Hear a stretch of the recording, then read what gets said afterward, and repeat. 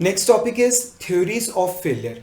इससे पहले कि मैं आपको ये टॉपिक पढ़ाऊँ, मैं आपको बताना चाहूँगा कि ये टॉपिक बहुत ज़्यादा इंपॉर्टेंट है because this topic is asked almost everywhere, चाहे वो एग्ज़ाम्स हो, चाहे यूनिवर्सिटी के या फिर आईईएस या कोई भी कॉम्पिटिटिव एग्ज़ाम, चाहे वो इंटरव्यूज़ हों छोटी प्राइवेट कंपनी के लिए या फॉर्च्यून 500 कंपनी के लिए या पीएसयूज़ के लिए। This topic is asked everywhere, हर जगह पूछा जाता है और पूछे जाना भी चाहिए। क्यों? क्योंकि बीइंग एन इंजीनियर, अगर आप वाकई में एक मैकेनिकल इंजीनियर तो आपको पता होना चाहिए कि कोई भी मशीनरी, कोई भी ऑब्जेक्ट कब फेल होगा। ठीक है, पर वरी करने की कोई बात नहीं है। आई प्रॉमिस यू कि इस लेक्चर को देख लेने के बाद आपको बिल्कुल अच्छी तरह से समझ आ जाएगा कि थ्योरीज ऑफ फेलियर एक्चुअल में काम करता कैसे है। तो सबसे पहली चीज़ तो ये है कि हमने इस टॉपिक को डेवलप क्यों किया है, क्या ज़रूरत पड़ी थ्योरीज ऑफ फेलियर की।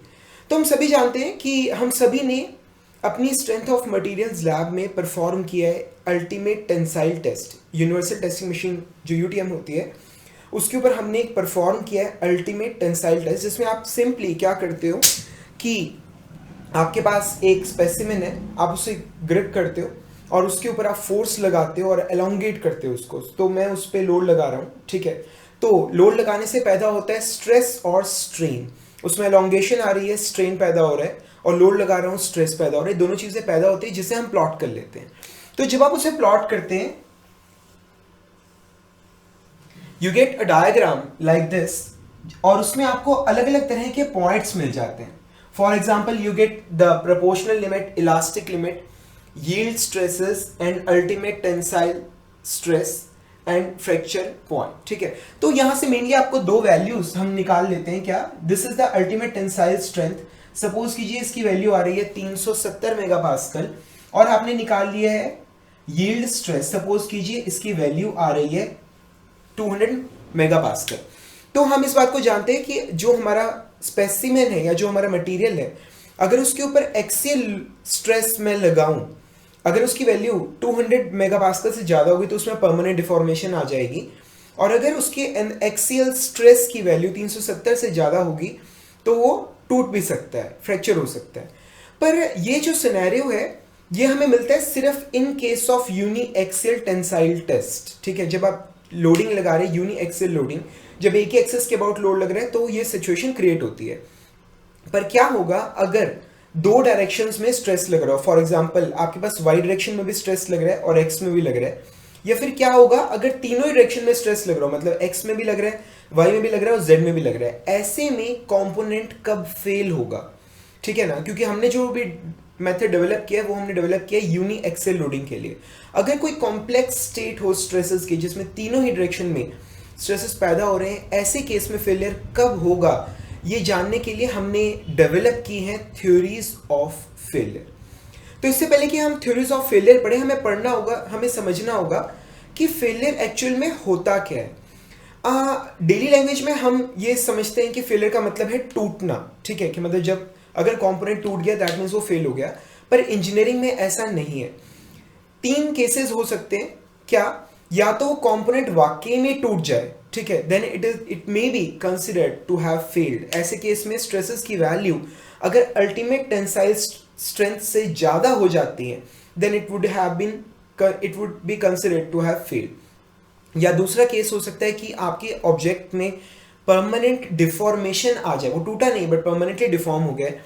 जनरली इंजीनियरिंग फील्ड के अंदर अगर कोई चीज डिफॉर्म हो गई है it is considered to have failed. ठीक है, तो हम उसे मान लेते हैं कि वो फेल हो गई है। ऐसे केस में स्ट्रेस की वैल्यू जनरली देखा गया है कि यील्ड स्ट्रेस से अगर ज़्यादा हो तो वो परमानेंट, जो ऑब्जेक्ट है वो परमानेंटली डिफॉर्म हो जाता है। और तो हमने दो तरह के फेलियर्स पढ़े, पहला जिसमें वो टूट गया है, दूसरा जिसमें वो परमानेंटली डिफॉर्म हो गया, और तीसरा ये केस आपने देखा होगा अक्सर न्यूमेरिकल्स के अंदर आपको वैल्यू दे रखी होती है मैक्सिमम अलाउएबल स्ट्रेस की। ठीक है, कि किसी प्रॉब्लम के अंदर जो मैक्सिमम अलाउएबल स्ट्रेस हो सकता है उसकी वैल्यू सपोज कीजिए है 100 मेगा पास्कल। ठीक है, तो इसका क्या मतलब है कि अगर आपकी सिचुएशन के अंदर इक्विवेलेंट स्ट्रेस 100 मेगा पास्कल को क्रॉस कर गया है, it means that the object has failed. ठीक है, तो मतलब कि ऑब्जेक्ट फेल नहीं हुआ है, ऑब्जेक्ट डिफॉर्म नहीं हुआ है, बट द थिंग इज क्योंकि जो इक्विवेलेंट स्ट्रेस की वैल्यू है वो 100 मेगापास्कल जो हमारा मैक्सिमम अलाउएबल स्ट्रेस था उसको क्रॉस कर गई है, that means the object has failed. ठीक है, तो तीन तरह के स्ट्रेसेस जो हैं जनरली हम देखते हैं फेलियर को स्टडी करते हुए पिक्चर में आते हैं। One is the ultimate tensile strength, दूसरा है यील्ड स्ट्रेंथ, और तीसरा है मैक्सिमम अलाउएबल स्ट्रेस, जिसकी वैल्यू जनरली आपको न्यूमेरिकल्स में आपने देखा होगा yield strength divided by factor of safety हम लेके चलते हैं, और it can be ultimate tensile strength divided by factor of safety. ठीक है, तो जो भी है मतलब we have something in the problem that is called sigma max, which is our maximum allowable stress. This is the maximum stress that is allowed in the problem. So either it can be ultimate tensile strength, or it can be yield strength, or it can be maximum allowable stress, जो कि क्या हो सकता है yield strength by factor of safety और ultimate tensile strength by factor of safety. ठीक है, तो अब आपको फेलियर का मतलब पता चला है कि फेलियर का मतलब एक्चुअल में है क्या, कि अगर किसी सिचुएशन में इक्विवेलेंट स्ट्रेस की वैल्यू हमारे मैक्सिमम अलाउएबल स्ट्रेस के बराबर पहुंच चुके, that means the component is said to have failed, वो फेल हो गया है। ठीक है, दूसरी चीज मैं आपके साथ ये शेयर करना चाहूंगा क्या, कि दुनिया की कोई भी कॉम्प्लेक्स स्टेट ऑफ स्ट्रेस एक ऐसा स्टेट जिसमें किसी पॉइंट पर सभी डायरेक्शंस में हर तरह के स्ट्रेसेस ओरिजिनेट हो रहे हैं, चाहे वो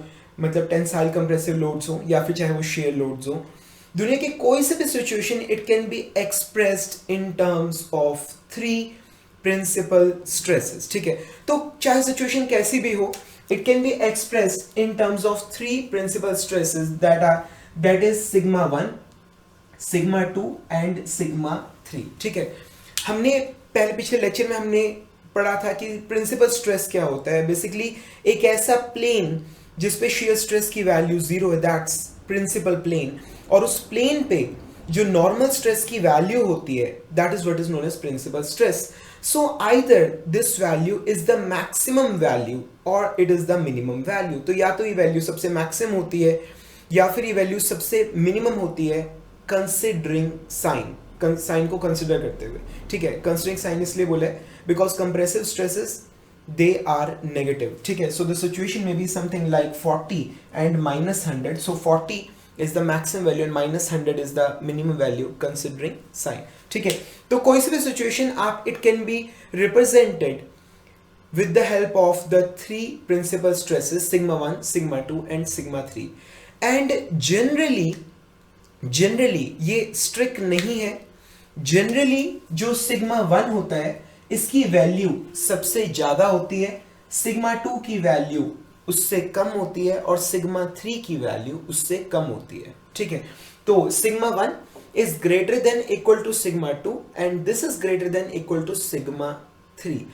कोई हार्ड एंड फास्ट रूल्स नहीं है कि ऐसा होगा ही होगा, बट जनरली हम लोग जो फॉर्मूले वगैरह लिखते हैं उसके अंदर वही मतलब हम एज्यूम कर लेते हैं कि सिग्मा 1 सबसे बड़ा है और सिग्मा 3 सबसे छोटा है।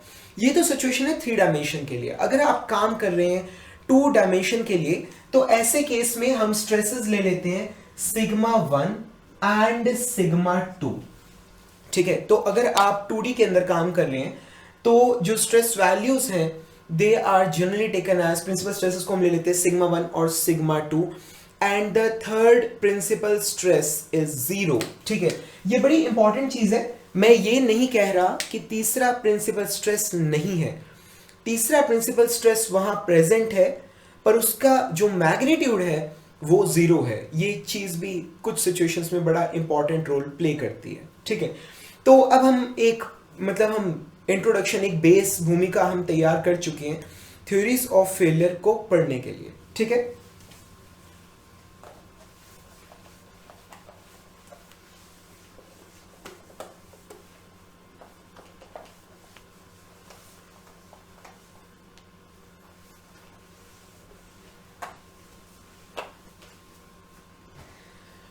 ठीक है, तो इससे पहले हम आगे कंटिन्यू करें और थ्योरीज ऑफ फेलियर को देखें कि वो है क्या चीज, मैं आपसे कुछ क्वेश्चंस पूछना चाहूंगा क्या, कि इन स्टेट ऑफ 3 डायमेंशन 3D के अंदर जो प्रिंसिपल स्ट्रेसेस होते हैं उसकी वैल्यू क्या होती है। ठीक है, जो 3 डायमेंशन के अंदर जो प्रिंसिपल स्ट्रेसेस होते हैं उसकी जो वैल्यू होती है it is generally taken as sigma 1 और इट मे बी सिग्मा 2 और इट मे बी सिग्मा 3। ठीक है, तो जो प्रिंसिपल स्ट्रेसेस हैं 3 डायमेंशन के अंदर दे आर सिग्मा 1 और सिग्मा 2 और सिग्मा 3। ठीक है, अगर हम बात कर रहे हैं 2 डायमेंशन की 2D की, then the principal stresses they are sigma 1 and sigma 2 और तीसरे स्ट्रेस की वैल्यू जैसे कि मैंने आपको बताई है इट इज 0। तीसरे स्ट्रेस की वैल्यू 0 होती है। ठीक है, अगर हम बात करें मैक्सिमम शियर स्ट्रेस की इन अ प्रॉब्लम, अगर हम बात करें मैक्सिमम शियर स्ट्रेस की एक 3D प्रॉब्लम के अंदर, ठीक है, तो जो मैक्सिमम शियर स्ट्रेस होता है उसका फॉर्मूला होता है maximum stress minus minimum stress divided by 2। ठीक है, तो जो मैक्सिमम स्ट्रेस है वो हम मान के चल रहे कि है हमारा सिग्मा 1 और मिनिमम स्ट्रेस है हमारा सिग्मा 3 कंसीडरिंग साइन। तो जो मैक्सिमम शियर स्ट्रेस की वैल्यू आ रही है in 3 dimension it is sigma 1 minus sigma 3 divided by 2। ठीक है, तो ये होगा हमारा मैक्सिमम शियर स्ट्रेस और इसका मैग्नीट्यूड क्या हो जाएगा, हम इसका मॉड कर लेंगे। ठीक है, इसका मैग्नीट्यूड क्या हो जाएगा, हम इसका मॉड कर लेंगे। This is the magnitude of the maximum shear stress, मतलब sigma 1 minus sigma 2, maximum stress minus minimum stress considering sign divided by 2। ठीक है, ये है maximum value of shear stress. इसका अगर आपने मॉड कर दिया तो साइन एलिमिनेट हो जाएगा and what we will be getting the magnitude. ठीक है, अगर इसी काम को अगर आप 2 डायमेंशन में करें, ठीक है, तो मैक्सिमम शियर स्ट्रेस की क्या वैल्यू होती है। ठीक है, इट डिपेंड्स, ये इस चीज पे डिपेंड करता है कि आपके स्ट्रेसेस जो है सिग्मा 1 सिग्मा 2 उनका नेचर क्या है। ठीक है, तो अगर उनका नेचर अपोजिट है, सिग्मा 1 है सपोज कीजिए टेंसाइल और सिग्मा 2 सपोज कीजिए कंप्रेसिव और तीसरा स्ट्रेस है 0, तो जो फॉर्मूला बनेगा मैक्सिमम शियर स्ट्रेस का it will be coming out to be sigma 1 minus sigma 2 divided by 2।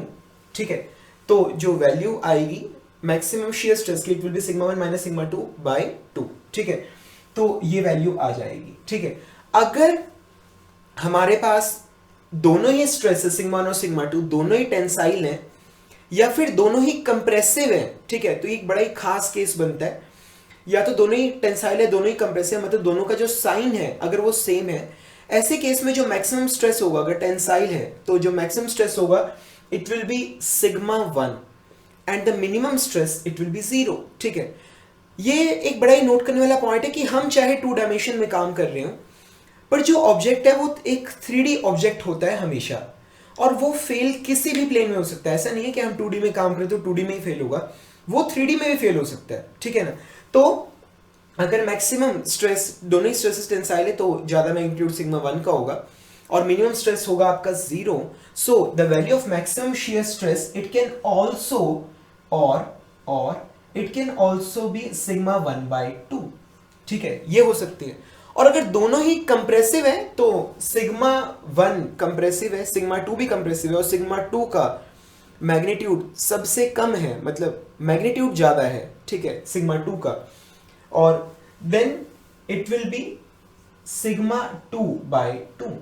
ठीक है, तो ये होगा हमारा मैक्सिमम शियर स्ट्रेस। ठीक है, तो मैग्नीट्यूड क्या हो जाएगा इनका मॉड। ठीक है, सो मैग्नीट्यूड क्या होगा मैक्सिमम शियर स्ट्रेस का, वो इन तीनों में से कुछ भी हो सकता है अगर हम 2 डायमेंशन में काम कर रहे हैं। ठीक है, सो नेक्स्ट हम निकालते हैं मैक्सिमम प्रिंसिपल स्ट्रेन। ठीक है, मैक्सिमम प्रिंसिपल स्ट्रेन किसी सिचुएशन में 3 डायमेंशन में इसकी वैल्यू क्या होती है, इसकी value it can be sigma 1 minus Poisson's ratio sigma 2 plus sigma 3 divided by Young's modulus.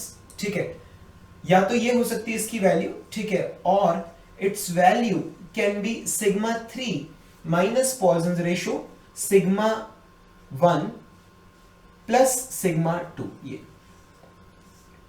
ठीक है, मतलब अगर मैक्सिमम प्रिंसिपल स्ट्रेन अगर टेंसाइल है तो ये वाला फॉर्मूला लिख जाएगा, और अगर मैक्सिमम प्रिंसिपल स्ट्रेन कंप्रेसिव है मतलब सिग्मा 3 का magnitude it is compressive it will B negative, it will be the least number, सबसे छोटा नंबर होगा, बट अगर उसका मैग्नीट्यूड सबसे ज्यादा है then the value of maximum principal strain it will be sigma 3 minus Poisson's ratio sigma 1 plus sigma 2 by Young's modulus। ठीक है, अगर यही काम अगर हम 2 डायमेंशन में करें then the formula it will come out to be, formula आएगा मैं एक केस लिख देता हूं, it will sigma 1 minus Poisson ratio sigma 2 divided by Young's modulus और sigma 2 minus Poisson ratio sigma 1 by Young's modulus. ठीक है, तो दोनों में से कुछ भी हो सकता है ये चीज।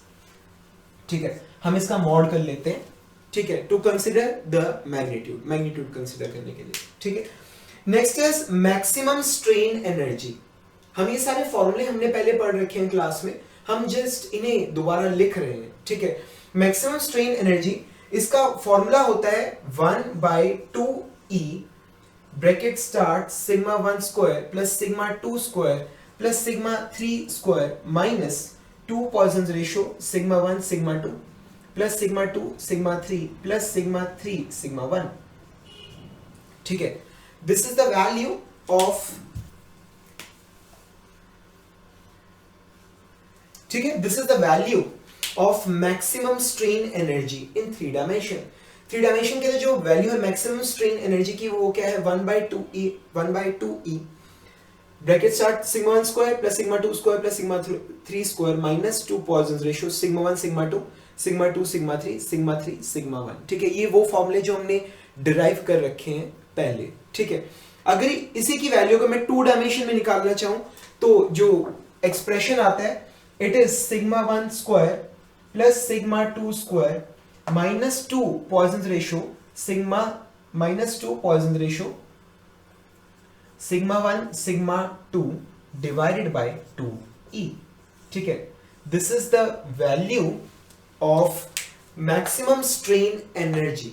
ठीक है, ये वाला फॉर्मूला है 3 डायमेंशन का और ये वाला फॉर्मूला है 2 डायमेंशन का। ठीक है, next is maximum shear strain energy. Maximum shear strain energy, इसका फॉर्मूला है 1/12G sigma 1 minus sigma 2 whole square plus sigma 2 minus sigma 3 whole square plus sigma 3 minus sigma 1 whole square. ठीक है, ये this is the value of maximum shear strain energy. ठीक है, and this is the formula in 3 dimension. अगर आप 2D के लिए काम करें तो आप कुछ नहीं करोगे, सिंपली सिग्मा 3 की वैल्यू 0 पुट कर दोगे, यहां पे आ जाएगा सिग्मा 2 का स्क्वायर, यहां आ जाएगा सिग्मा 3 का स्क्वायर। ठीक है, तो जो फॉर्मूला अगर हम 2 डायमेंशन के लिए देखना चाहें so it will come out to be twice of sigma 1 square plus sigma 2 square plus sigma 1 sigma 2 divided by 12G। ठीक है, so these are the formulas जो हमने डिराइव किए ये। ठीक है,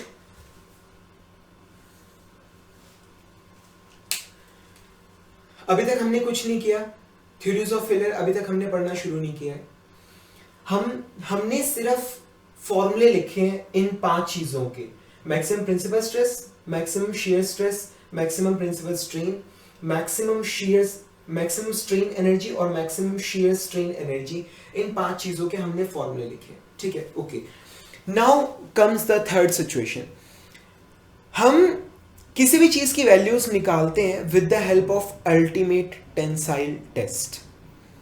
आप क्या करते हैं, आप स्पेसिमेन को, जैसे मैंने भी पहले बताया, आप होल्ड करते हैं, आप लोड लगाते हैं, स्ट्रेस स्ट्रेन कर्व ड्रॉ हो जाती है। ठीक है, अब हम निकालने की कोशिश कर रहे हैं कि जिस मोमेंट पर हमारा जो स्पेसिमेन है वो फेल हुआ था, उस मोमेंट पर हमारे इन पैरामीटर्स की वैल्यू क्या थी। ठीक है, हम क्या निकालने की कोशिश कर रहे हैं कि जिस मोमेंट पर हमारा स्पेसिमेन फेल हुआ था उस मोमेंट पर हमारे इन 5 पैरामीटर्स की वैल्यू क्या थी। यहां पर गौर करने वाली बात क्या है कि फेल होने का मतलब टूटना नहीं होता जरूरी, इट मे बी पहला केस हो सकता है कि वो टूट रहा है, दूसरा वो परमानेंटली डिफॉर्म हो रहा है, या तीसरा हो सकता है कि जो स्ट्रेस है वो मैक्सिमम अलाउएबल स्ट्रेस को क्रॉस कर रहा है। ये अभी हमने ये 3 केस पढ़े हैं। तो क्या जब आप अल्टीमेट टेंसाइल टेस्ट परफॉर्म कर रहे थे तो जिस मोमेंट पर हमारा स्पेसिमेन फेल हुआ उस मोमेंट पर the magnitude of maximum principal stress क्या था। ठीक है, and it was sigma max.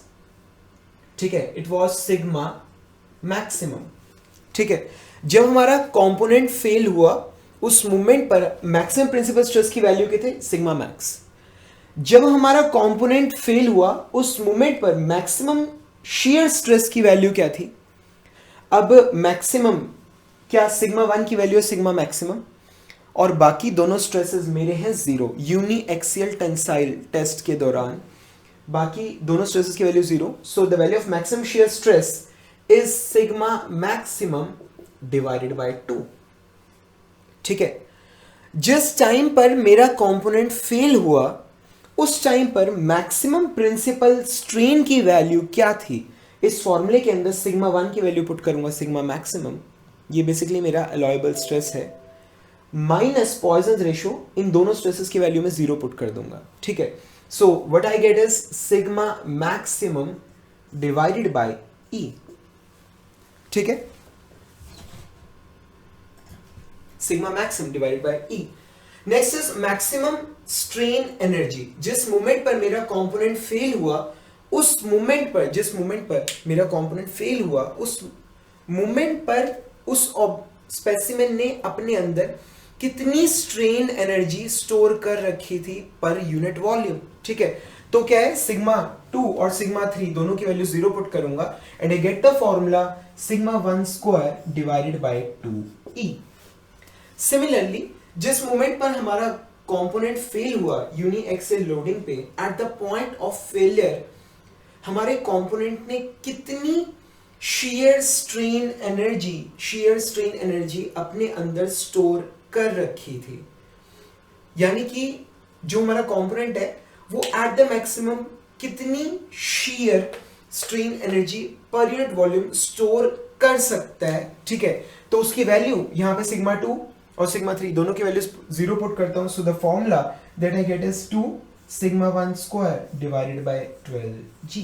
ये ठीक है, अगर आपको ये टेबल समझ आ गई और इसमें समझने का कुछ नहीं है, हमने सिर्फ पुराने फॉर्मूले लिखे हैं। ठीक है, अगर आपको ये टेबल समझ आ गई है तो आपको थ्योरीज ऑफ फेलियर बिल्कुल अच्छे से क्लियर हो गया।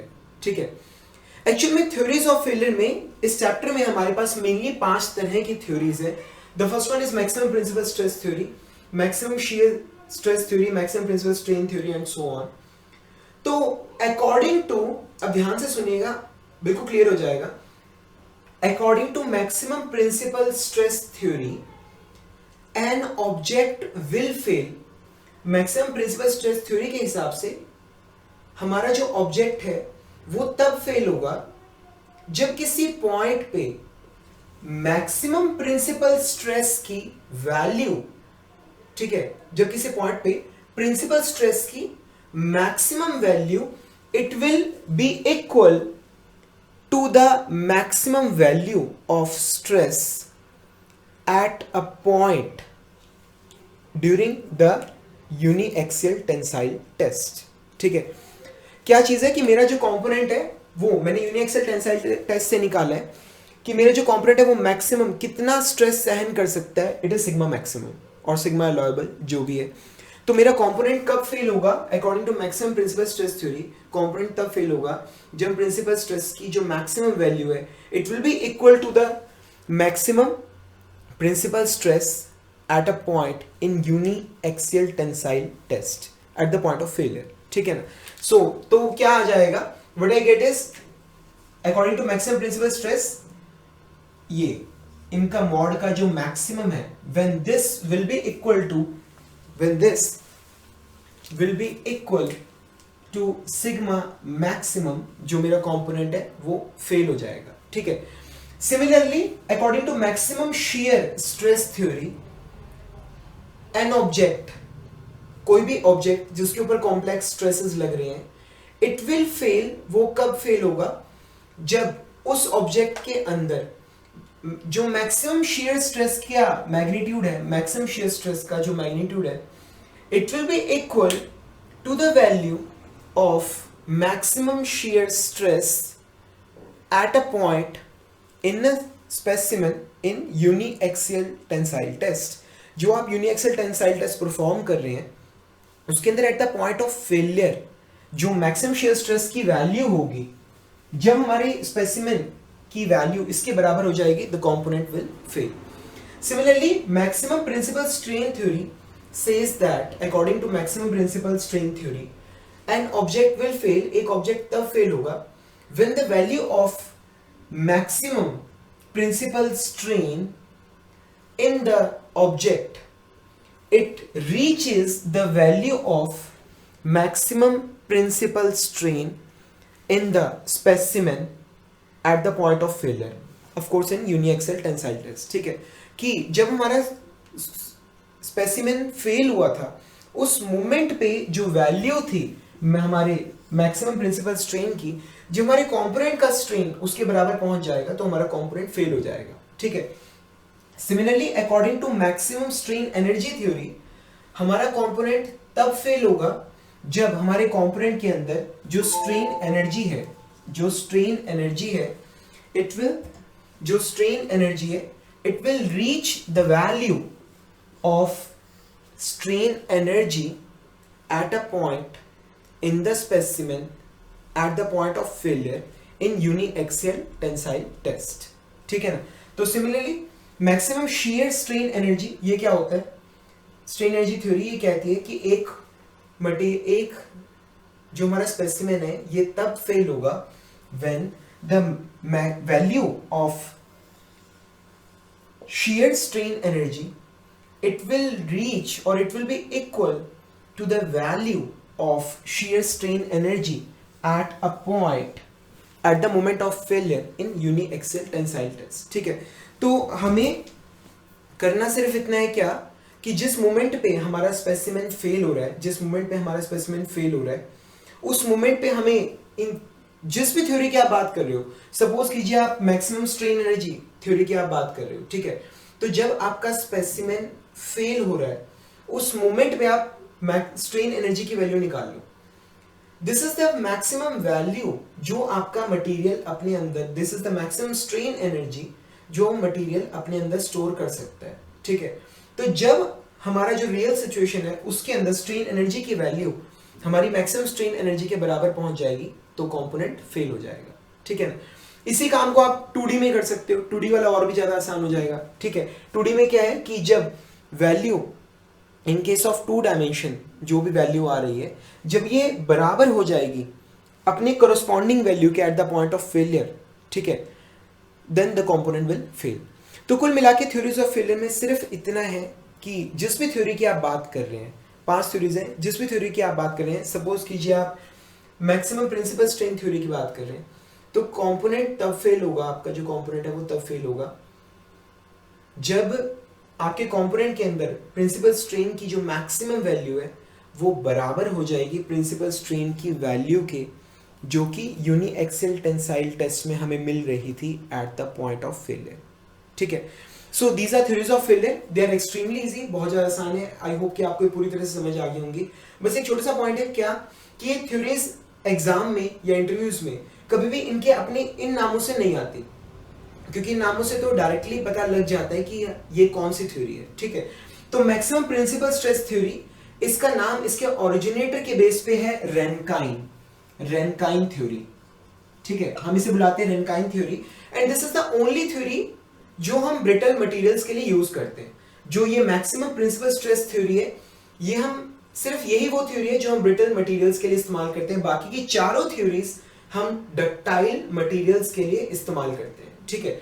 जो दूसरी थ्योरी है maximum shear stress theory, this is also called gust और ट्रेस्का थ्योरी. तो जो दूसरी थ्योरी है दिस इज द गस्ट और ट्रेस्का थ्योरी, और ये डक्टाइल मटेरियल्स में बहुत ज्यादा प्रयोग होती है और ये बहुत अच्छे रिजल्ट्स देती है. तीसरी थ्योरी है maximum principal strain theory, which is also called Saint Venant theory. ये भी डक्टाइल मटेरियल्स के लिए यूज होती थी, पर अब इसका प्रयोग इतना ज्यादा नहीं किया जाता. The next one is maximum strain energy theory, and this is also called the maximum strain energy theory given by High. ठीक है. So it was given by High. This is also used for ductile material. And the last one is maximum shear strain energy theory, and this is also called Mises and Henke theory. This is also a very good theory, exclusively used for ductile material.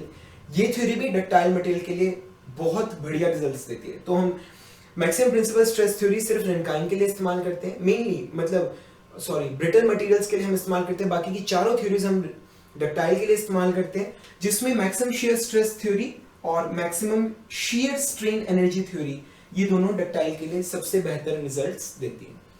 So this is theories of failure.